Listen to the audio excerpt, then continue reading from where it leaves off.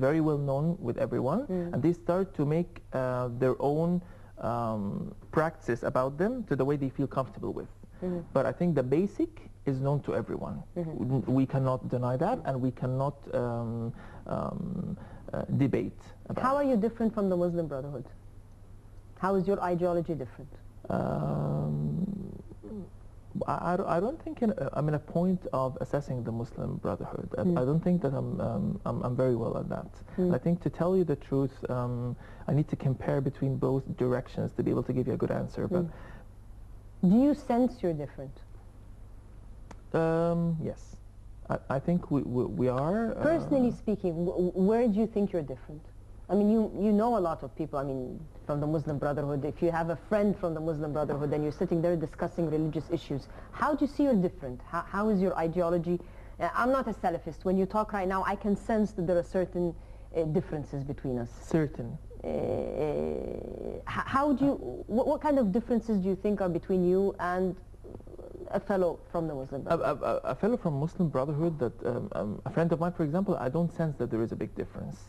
But the whole Muslim Brotherhood, Jama'ah, contains lots of ideologies as well within the same Jama'ah. So maybe we can differentiate here.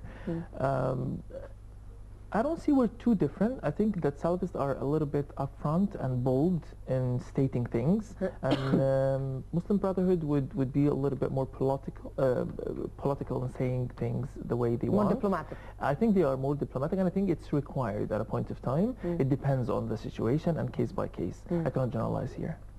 What is the hukm, or the law for lying or stealing in Salafism? I mean, if someone lies, what do you think should be done to this person? Nothing. Steals? It depends. Because I'm asking you this because in some countries like Saudi Arabia, if you steal, then your hand is chopped off.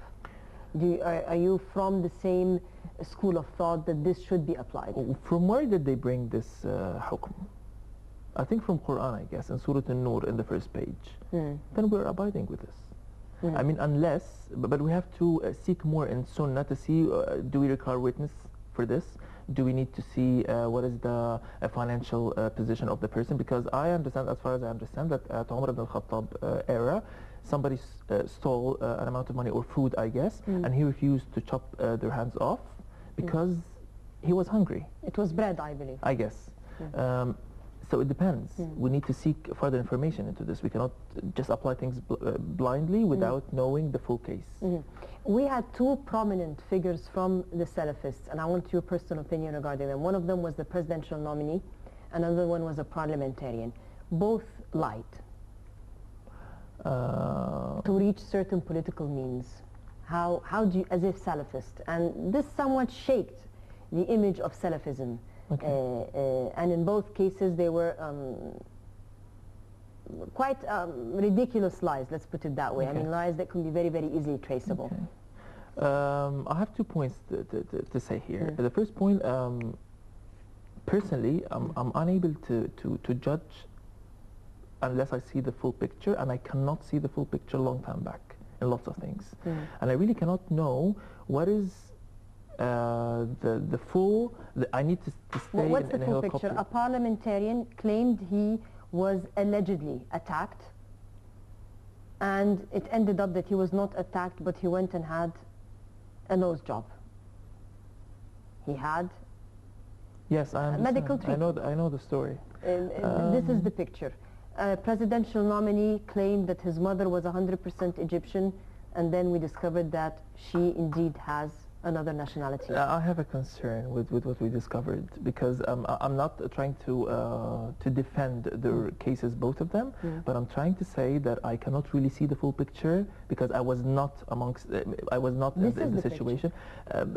This is how... After investigations, this is, I mean, the parliamentarian, he admitted that he went and had a cosmetic surgery. Then if this is the full picture... This is the full picture from his point of view. Okay, I mean, if this is the full picture, he went that and was... he apologized for lying. Right. If this is the full picture, what was transferred to us by the media, then... No, by the actual person. Well, even through by the media, I believe the media. No, I'm telling you.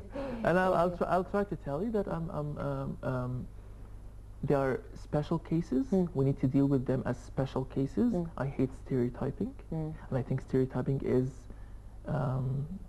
destructive because they are responsible for their behaviors in front of Allah at the first place and in front of the whole community, that we lose trust in them. That's fine, I understand, but we should not think this way. This way of thinking probably is, we were brought up to, it's very poisoning, because we think we build cases based on individual behaviors, which is something that I refuse. Then I refuse putting them on the same pile with everyone else, like anyone who is not wearing hijab, for example. I wouldn't compare her with anybody else who does something else and she was not wearing hijab, for example. It's a different story. So we cannot put them all in the same pile. Do you think that hijab should be enforced in Egypt? No. Enforced? What do you mean by enforced? Enforced, that it should be a dress code that all females should be abiding. I would love to, but I wouldn't do that. So you don't think it should be enforced? No, but I would love to, but I wouldn't do that. How are you different from Sufis, for example? Because before we started the show, you were saying that the Salafists like to go the extra mile. When I talked to someone from the Sufist school of thought, they said the same thing, that they do the fard, or the order, and they don't stop at that. They always want to go the extra mile. They always believe that God deserves a lot more than what was stipulated, the basics. That's how are you different? Because they would pray, they do the sunnah, and then they would do lots of other praise. I mean, this is their ideology, that you don't do just the basics. Okay, we're different two issues here. We do the extra, we go the extra mile. They think they go the extra mile too.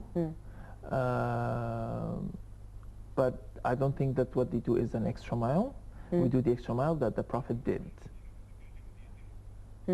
We do the extra mile that the Prophet did. They do the extra mile that he didn't do. That's the difference. Who did it then? Why are you saying, can you give me an example, such as what? Like tasbih, for example, after salah, visiting tombs, for example. I don't know if do I need to pray in around the tomb? Do I need to sabbih, for example, 1,000 times? I don't know. That was. What's the problem with doing that? I mean, this is extras. Because this is no, there is no problem with doing that, but I cannot do it every day, because that would be a bid'ah, because I started to invent something in the religion that was not there. And I think that the Prophet himself, if he wanted to do that, he would have done that. He's better than every one of us. So why he didn't do that? Why we're doing something extra than what he did? I think he was. He should have done that. صح? I mean, he came rahma lil alameen for everyone. He came with all fara'id and sunan. So I mean, he should have done everything to the maximum. Because when we're imitating him, we're going to do the little things. So he didn't do that. Why are Salafists playing into politics? I mean, do you believe that religion should be mixed with politics, or should we have kept both issues separate? So as to not to tarnish religion. I disagree. Because I cannot differentiate between politics and religion. It depends how do we do politics and preserving the rules of the religion. There is no problem of practicing politics with the rules of the religion on the right common ground. That will be fine. Before we wrap up, I need to know, most of the people that I've talked to from different ideologies always claim that they are the ones, the jama'ah that has been selected from al-Ummah to preserve the religion, to propagate for the religion, and to make sure that we follow the proper sharia. I know Salafists feel the same way. Why would you be different? I mean, everybody's claiming this is their right, this is the role that they have been entrusted to do. For the viewer, why should we believe that Salafists are the best ones to protect the Sharia, to push us to the right Islam? Why you? Why not the Muslim Brotherhood? Why not the Shia? Why not the Sufis? Why you?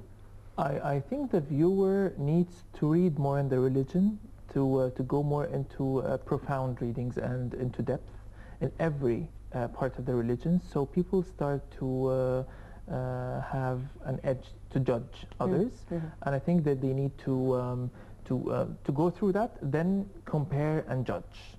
Otherwise, they wouldn't feel the difference between both, or they would ask the same question. So people themselves need to read, and see the products of every party, and then they evaluate and judge.